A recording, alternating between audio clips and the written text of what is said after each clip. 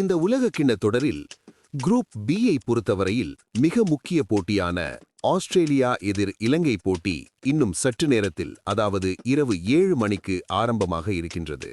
கடந்த ஜிம்பாப்வே எதிர் ஆஸ்திரேலியா போட்டியில் ஜிம்பாப்வே அணி வெற்றி பெற்றதை அடுத்து இந்த போட்டி இரு அணிகளுக்குமே மிக முக்கிய போட்டியாக மாறியிருக்கின்றது. குறிப்பாக ஆஸ்திரேலியா அணிக்கு இந்த போட்டியில் வென்றால் மட்டுமே அடுத்த சுற்றுக்கான வாய்ப்பை தக்க வைத்துக் கொள்ள முடியும் என்ற நிலையில் களமிறங்குகிறது. இலங்கை அணியை பொறுத்தவரையில் இந்த போட்டியை வென்று அடுத்ததாக இடம்பெற உள்ள ஜிம்பாப்வே அணிக்கு எதிரான போட்டியையும் வென்றால் குரூப் பியில் அனைத்து போட்டிகளையும் வென்ற அணியாக அடுத்த சுற்றுக்கு எந்த தடையும் இல்லாமல் முன்னேற முடியும். இந்த போட்டி அல்லது ஜிம்பாப்வேயுடனான போட்டி ஏதாவது ஒன்றில் தோல்வியடைந்தாலும் குரூப் பியை பொறுத்தவரையில் தலா 3 வெற்றிகளுடன் 3 அணிகள் காணப்பட வாய்ப்பிருக்கும். நெட் ரன் ரேட் அடிப்படையில் எந்த அணி இரு அணிகள் முன்னிலை வகிக்கிறதோ அந்த இரு அணிகளுக்கு அடுத்த சுற்றுக்கான வாய்ப்பு கிட்டும்.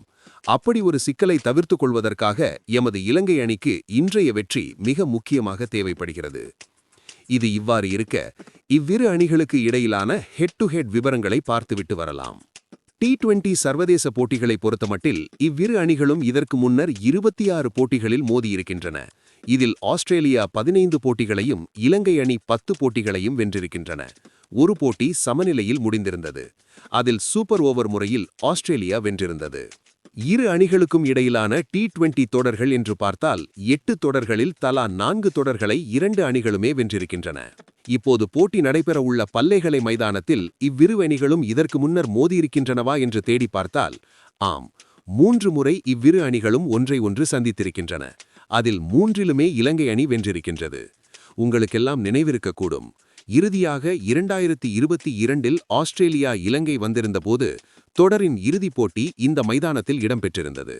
அப்போட்டியில் அணித்தலைவர் டஷன் ஷானக்கா புயலாட்டம் ஒன்றை ஆடி 25 பந்துகளில் 54 ஓட்டங்களை பெற்று இலங்கை அணியை வெற்றி பெற செய்திருந்தார்.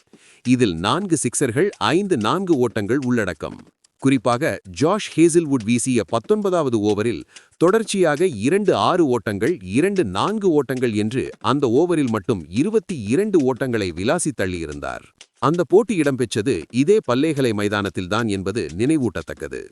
T20 உலகக்கிண்ண போட்டிகளில் இவ்விழா அணிகளும் எத்தனை முறை சந்தித்துள்ளன என தேடி பார்த்தால் 5 முறை ஒன்றை ஒன்று எதிர்த்தாடியிருக்கின்றன. அதில் 4 முறை ஆஸ்திரேலியா அணிதான் வென்றிருக்கிறது. 2009இல் நடைபெற்ற T20 உலகக்கிண்ண போட்டியின் போது மாத்திரமே இலங்கை அணி உலகக்கிண்ணத்தில் ஆஸ்திரேலியா அணியை வீழ்த்தியிருக்கிறது. இதுதான் இவ்விரு அணிகளுக்கும் இடையிலான T20 போட்டி வரலாறு. மீண்டும் ஒரு பதிவில் சந்திக்கும் வரை உங்களிடமிருந்து விடைபெறுவது நான் MK11. மீண்டும் சந்திப்போம் நண்பர்களே.